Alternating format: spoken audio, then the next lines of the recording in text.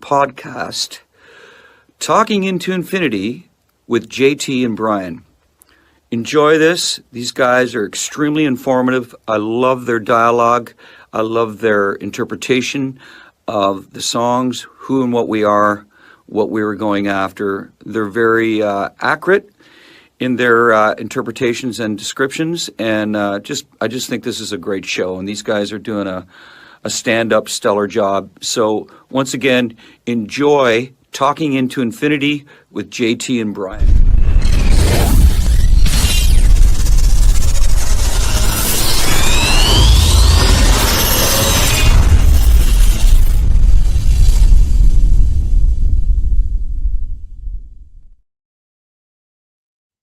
Hey, what's up, guys? John here. Just a very quick show announcement, and obviously a little bit of discussion just for a quick second about what an incredibly sad day it is today for all of us who are just huge fans of hard rock and heavy metal.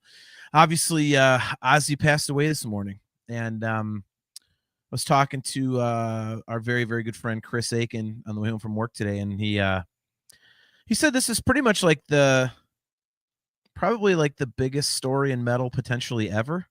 And it's kind of hard to dispute that. I mean, you got to think about it for a while, but yeah, Doug, good to see you, man. Doug McCauley says sad news today, brother John. Yeah, it's crazy, man. Ozzy's one of those guys that you were surprised that he lived as long as he did, but you also thought he was going to live forever. So it was kind of that weird dichotomy going on there. So yeah, definitely just like a crazy sad day. I mean, Black Sabbath, let's face it, started it all. I mean, none of the bands that all of us are into, namely Dream Theater, we wouldn't be here without Black Sabbath. I mean, they were the influence for everyone.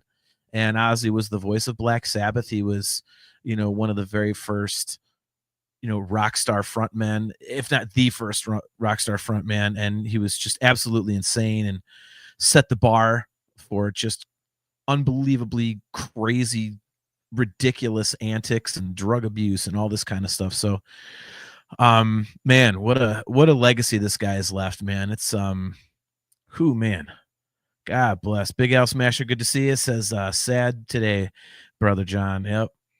Aaron Taft, great to see you, man. He says it was nice he was able to do that last show a couple of weeks ago. Yeah, that I think that's something that really kind of is interesting about this whole thing, man. It's very Lemmy-esque. Lemmy finished out a tour, went to the doctor the next day, got diagnosed with cancer, and 3 days later he was dead. Here's Ozzy just 17 days ago doing that, Back to the Beginning show.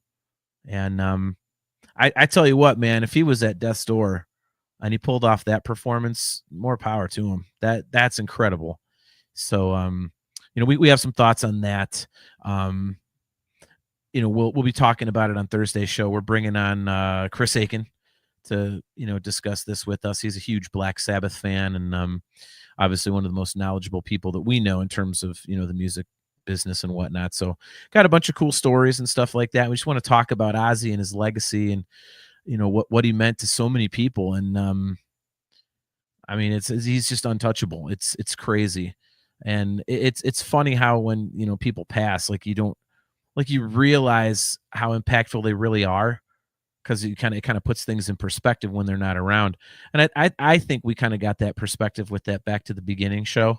I know I did. It was really crazy when I watched it. I sprung for the pay-per-view and I watched all 8-10 hours of it.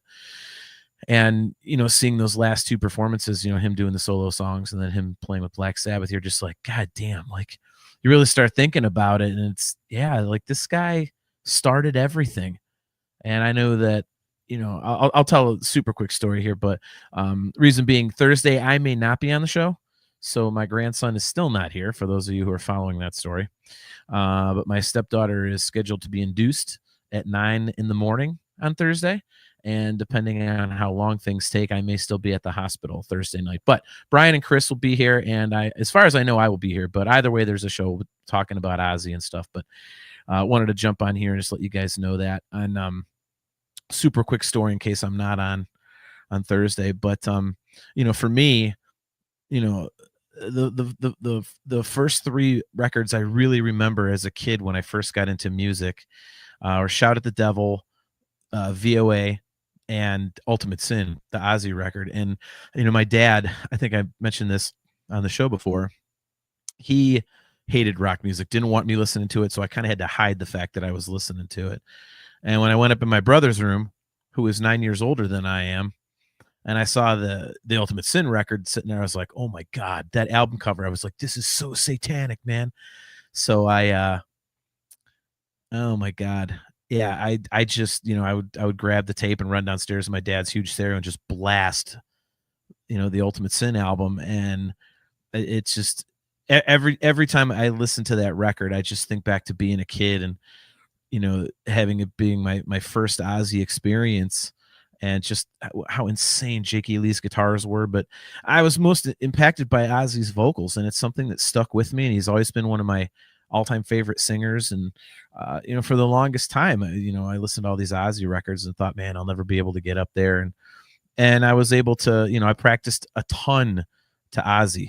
So it's just a huge influence on me as a vocalist. And the Ultimate Sin record especially was kind of like really probably like the heaviest record I had listened to at that point. So it was kind of a gateway to metal for me in a way, because from there I went to Metallica and Megadeth and Slayer and all that kind of stuff. So um Ultimate Sin is just a life-changing record for me, and Ozzy as a vocalist was just so influential. And it's a crazy day, man. It's a crazy day. So very sad, but it's always kind of hard to be sad when somebody lives a life that's this full, and he experienced so many things and influenced so many people.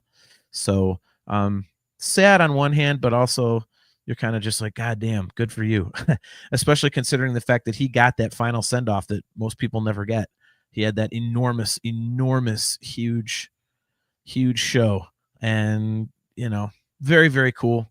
Glad that happened. I was glad that I watched the whole thing now. It was only $30, so I felt like I got a deal to begin with, but now I really feel like I got a deal. So it'll be interesting when they release this thing in movie theaters.